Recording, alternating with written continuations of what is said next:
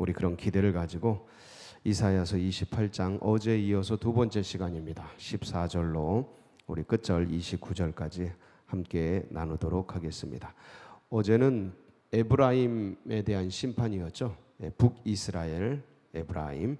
오늘은 남유다의 심판과 구원에 대한 말씀을 함께 나누도록 하겠습니다. 거의 동일하게 흘러갑니다. 어제도 이스라엘 자체에 대한 말씀이었고 오늘도 이제 남쪽 이스라엘에 대한 말씀인데 구조가 비슷하게 흘러갑니다. 그런데 어떤 자들이 멸망을 당하고 또 어떤 사람들이 구원을 얻는가 늘 반복되는 말씀입니다. 예언서는 반복입니다. 반복. 예언서는 똑같습니다. 모든 예언서들은 얘기하는 게 동일합니다. 새로운 게 없습니다. 주님께 돌아와라. 교만을 버리고 주님께 돌아와라. 이 얘기를 계속하는 겁니다. 예레미야, 에스겔 다 똑같습니다. 이사야 뒤에 나오는 소예언서도 다 똑같습니다. 그래서 내용은 동일한데 이거를 듣지 않더라. 이 단순하고 쉬운 내용을 어릴 때부터 귀가 닳도록 했던 내용들을 듣지 않더라. 희한하게 사람들이 마음이 조금만 여유가 생기고 재정적인 여유가 생기고 상황적인 여유만 생기면 하나님이 아니라 세상을 쫓아가더라. 자기 감정 따라가더라. 자기 소견에 옳은 대로 흘러가더라.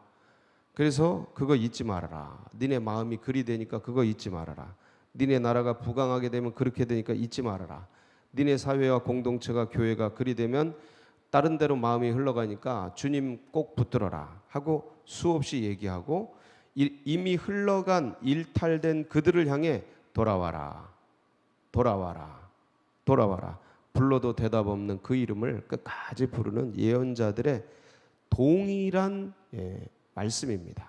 그래서 이것은 큰 변함이 없는데 그래도 우리가 날마다 들어도 또 새롭습니다.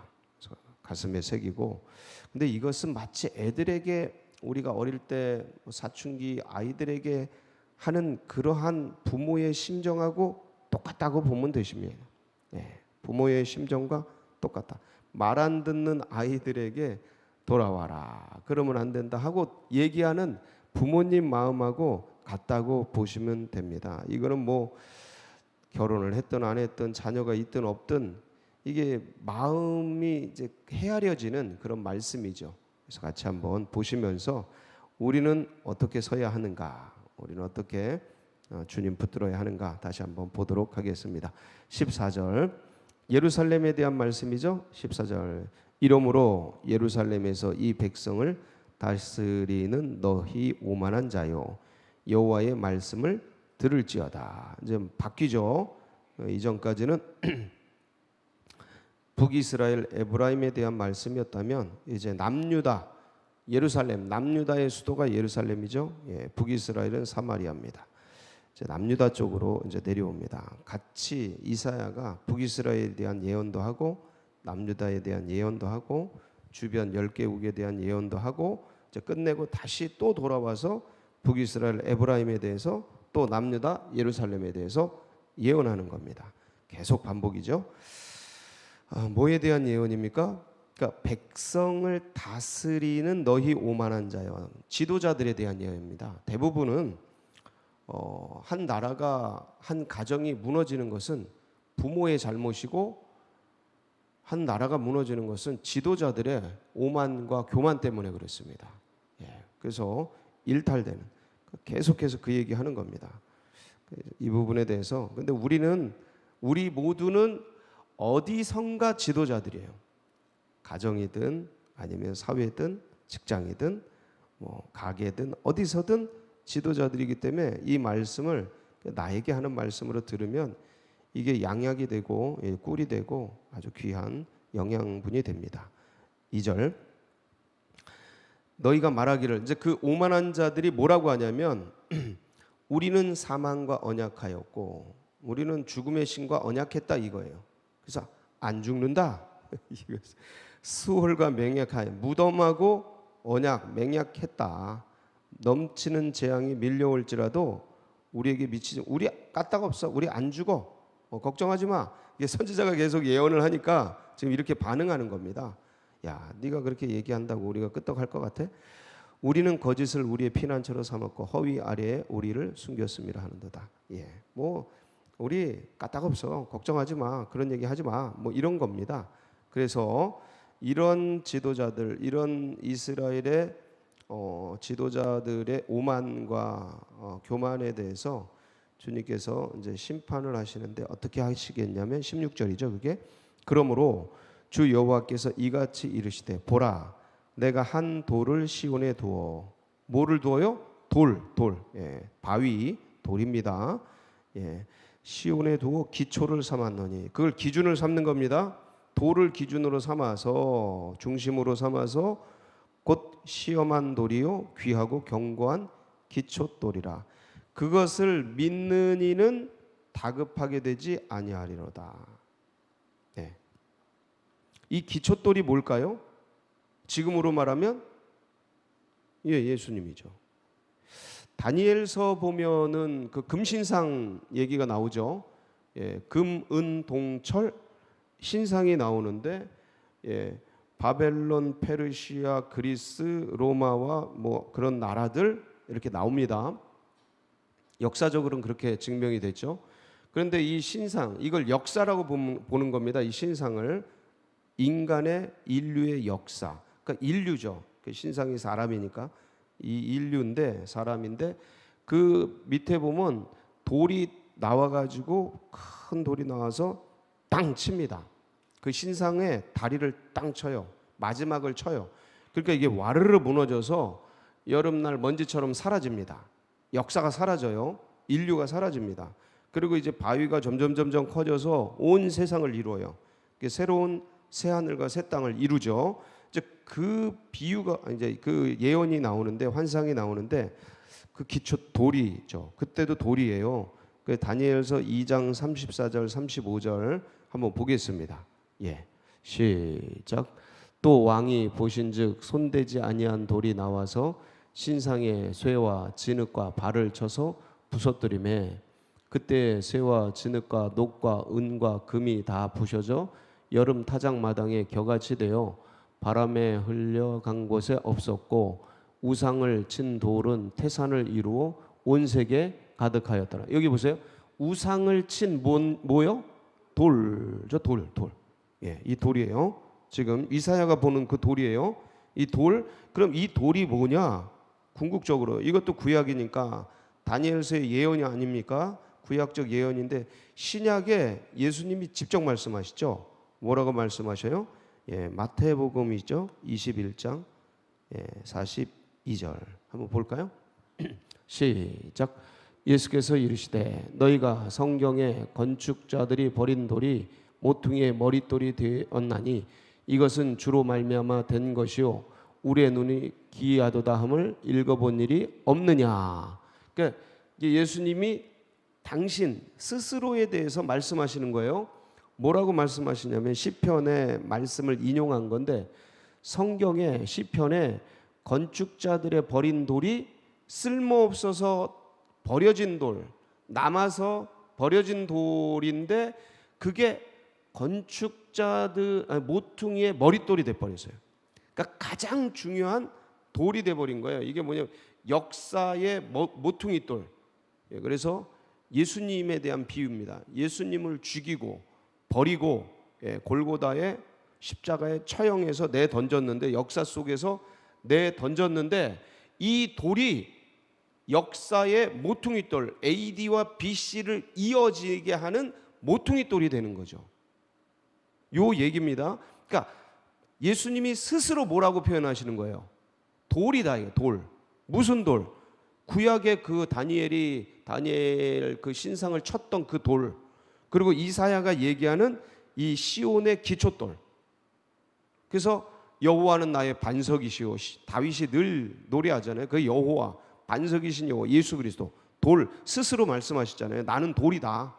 역사를 부셔버리는 돌이고 역사의 기초돌이고, 역사와 역사를 잇는 인류를 잇고 인류의 중심이고 인류의 기준인 그런 그 머릿돌이다라고 스스로 말씀하십니다. 이 머릿돌을 자 보세요. 16절 다시 갑니다. 곧 중간이죠. 곧 시험한 돌이요 귀하고 견고한 기초돌이라 그것을 믿는 이는 어떻게 되지 아니하리로다. 다급하게 막 도망가고 막 죽음의 사신이 따라오고 막 포로로 끌고 가려고 쫓아오는 적군들의 막 재정에 막 괴로움에 고난에 막 이런 것들이 올 때 담대하다는 거예요. 흔들리지 않는다는 거예요. 왜? 기초돌이 같이 있으니까. 반석 위에 서 있으니까. 피할 바위 속에 있으니까. 그 중심에 돌이 있으니까 든든한 거예요. 왜 여름에 핫팩 같은 거 있으면 따뜻하잖아요. 든든할 하여간 이게 따뜻하게 입고 있으면 든든하잖아요. 밖에 나갈 때. 그런 거예요. 돌이 탁 있으니까 내 인생의 밑에 밟고 있는 게 단단하니까 뭐가 와도 끄떡이 없는 거죠. 강하고 담대한 겁니다. 그 돌을 믿는 기초돌을 붙든 백성들은 다급하게 되지 않는데 안 붙든 백성들은 쫓겨가는 거죠. 그게 기준이 되는 겁니다. 그래서 17절 왜 그러냐면 나는 정의를 측량줄로 삼고 공의를 저울줄로 삼으니 우박이 거짓의 피난처를 소탕하며 물이 그 습는 곳에 넘칠 것인즉 주님이 이렇게 막 쓸고 가는 겁니다.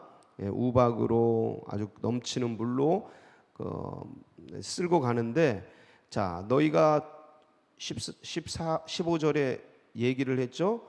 사망과 우리 죽음의 신과 언약했고 그랬기 때문에 뭐 죽음이 와도 끄떡없다 그랬던 너희들 18절 너희가 사망과 더불어 세운 언약이 패하며 그거 소용없어졌다. 스올과 더불어 맺은 맹약이 서지 못하여. 이게 이사야가 지도자들이 하는 그 조롱의 말들을 가지고서 거꾸로 얘기해 주는 거예요. 거꾸로. 그 지도자들이 막 야 네가 선지자라고 야 네 말하는 거 전부 거짓말이야. 왜냐면 지금 아주 평탄한 세계니까 지금 뭐 아주 좋잖아요. 지금 좋잖아요. 그런데 그런 쓰나미가 밀려온다고 하니까 전쟁의 쓰나미가 밀려온다고 하니까 비웃는 겁니다. 조롱하는 거예요. 그러니까 그 조롱하고 비웃는 말을 가지고 다시 얘기해 주는 겁니다. 너희가 사망과 더불어 세운 언약이 패해지며 너희 죽음의 신과 언약했다며 그거 패해진다. 스올과 더불어 맺은 맹약이 서지 못하며 그거 다 무너진다. 넘치는 재앙이 밀려올 때 너희가 그것에게 밟힘을 당할 거야. 니네 밟히게 된다. 죽음에게. 19절 그것이 지나갈 때마다 너희를 붙잡을 것이니 이런 죽음의 사신들이 왔다 갔다 하고 막 죽음의 소식들이 왔다 갔다 하며 아침마다 지나가며 주야로 지나가네. 끊임없이 왔다 갔다 괴롭히는 거죠. 소식을 깨닫는 것이 오직 두려움이라. 이제 무서운 거예요. 어디서 졌다, 어디서 죽었다, 어디서 무너졌다 이러니까 그게 겁나는 거죠. 소식을 전해 듣는 것이. 20절 침상이 짧아서 능히 몸을 펴지 못하며 이불이 좁아서 능히 몸을 싸지 못함 같으리라 하셨느니라. 비유법이죠. 침상이 짧아서 믿는 게 작아지는 거예요. 뭐 애굽 군대 내지는 그동안 국제관계 속에서 이 남유다가 의지하던 그 존재, 그게 뭐 돈이든 힘이든 뭐 외국 군대든 애굽이든 어떤 것이든 그 의지하던 세상 것 그게 짧아지고 이불이 좁아서 그것이 필요 없어지고 용도에 맞게 되지 않고 이러면서 아주 궁핍한 그런 멸망의 그런 모습들을 보여주는 겁니다. 비유적으로. 21절 그래서 이제 역사적인 사례들이 나와요. 그동안 하나님을 버리고 딴 것들을 의지했던 그런 때에 겪었던 일들. 그게 이제 21절 대저 여호와께서 브라심산에서 같이 일어나시며 기브온 골짜기에서 같이 진노하사 자기 일을 행하시리니 그의 일이 비상할 것이며 자기의 사역을 이루시리니 그의 사역이 기이할 것임이라. 그래서 예상치 못한 때에 그런 심판과 재앙이 임했던 것처럼 너희들에게 그런 것들이 임할 것이다 라는 뜻이죠. 왜 그러냐. 22절 그러므로 너희는 뭐가 되지 말라. 이게 여러분 역사서는 동일한 내용이라고 그랬죠. 반복 마음이 부여해지는 거예요. 그러니까 궁핍하고 힘들 땐 하나님을 찾는데 마음이 부유해지고 뭐가 있고 그러면 하나님을 그러니까 자기가 오만해지고 교만해지는 게 뭐냐면 하나님과 멀어지는 거예요. 기도 안 하는 거예요. 형식화되는 거예요. 예배의 의미가 사라지는 거예요. 말씀 안 봐요. 그냥 내 힘과 내 능력으로 살아가는 거예요. 근데 그렇게 되는 자기 자신이 그렇게 되어지고 있는 걸 스스로 잘 모릅니다. 왜냐하면 서서히 무슨 날씨 변해가듯이 내 마음이 변해가니까. 어느 순간 추워졌잖아요. 따뜻한 여름에서 더운 여름에서 지금 추워졌잖아요. 이게 날씨가 변하는데 언제 어떻게 변하는지 스스스스스스 사만 이렇게 변하기 때문에 어느 순간 그렇게 돼버려요. 마치 나이 드는 것처럼 어느 순간 나이 들어버렸잖아요. 머리 휘어졌잖아요. 몸뚱이가 약해지잖아요. 그런 것처럼 내 마음이 그렇다니까요. 내가 그걸 잘 모른다니까요. 어느 순간 늙어진 몸을 가지고 힘을 쓰려고 그러는데 허리가 뚝 나가는 거예요. 똑같아요. 무슨 삼손 머리 잘린 줄도 모르고 내 마음이 오만하고 교만한 줄도 모르고 이미 그렇게 돼 있는 줄도 모르고 살아가는 겁니다.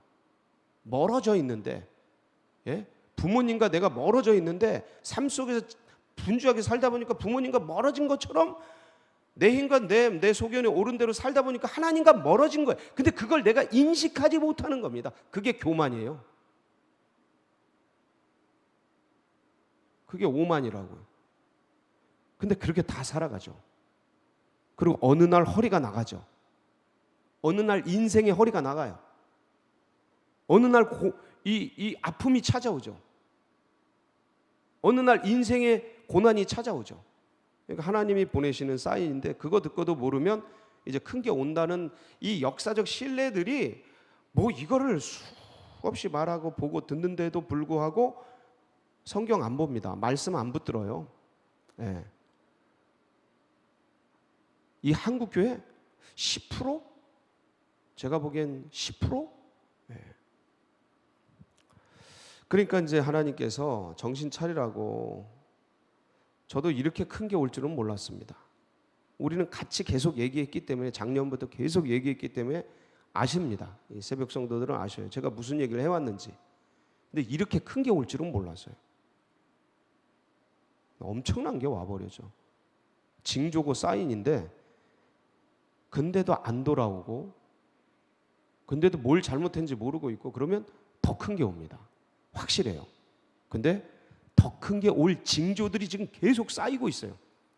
데이터들이, 정보들이, 국제관계적인 정보들, 전체적인 세계 경제 움직임들, 정치적 움직임들, 이거 국제적인 신호들을 보면 무섭습니다. 진짜 무섭습니다. 이건 차라리 모르는 게 날 정도예요.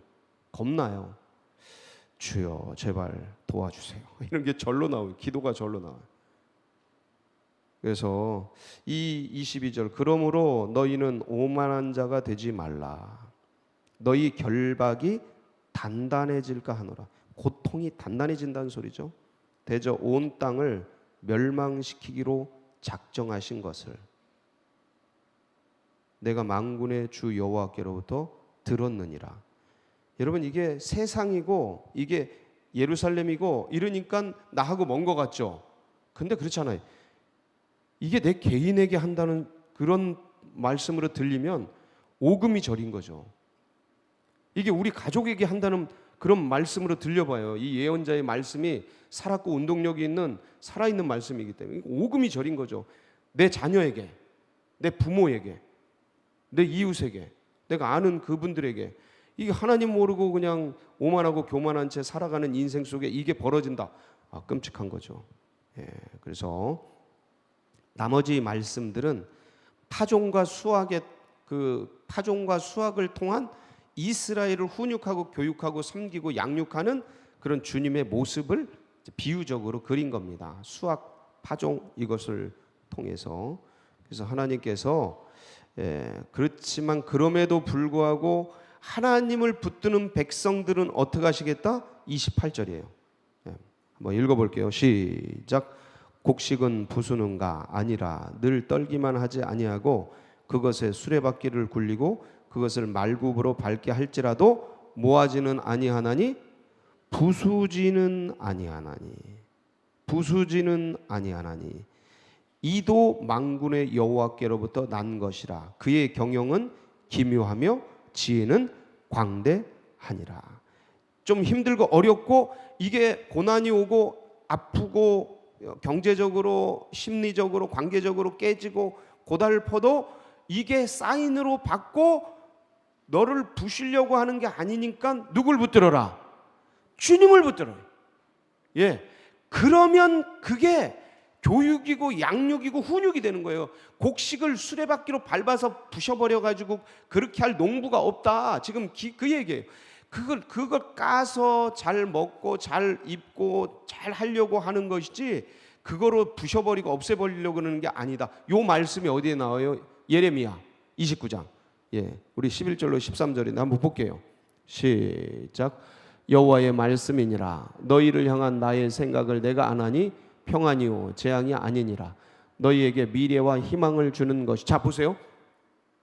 여호와의 말씀, 너희를 향한 나. 이게 70년 포로예요. 포로로 끌고 가는 거예요. 끌고 가면서 주님이 말씀하시는 거예요. 내가 아나니 이게 저주가 아니다. 평안이요 뭐다? 재앙이 아니고 너희에게 뭘 주려는 거예요?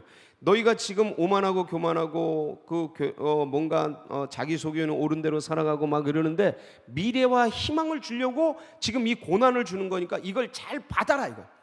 이걸 잘 받아서 너희들이 이 오만과 교만을 씻어내는 벗겨내는 재료로 써서 그렇게 나와라. 그게 너희들에게 미래와 희망을 주게 된다.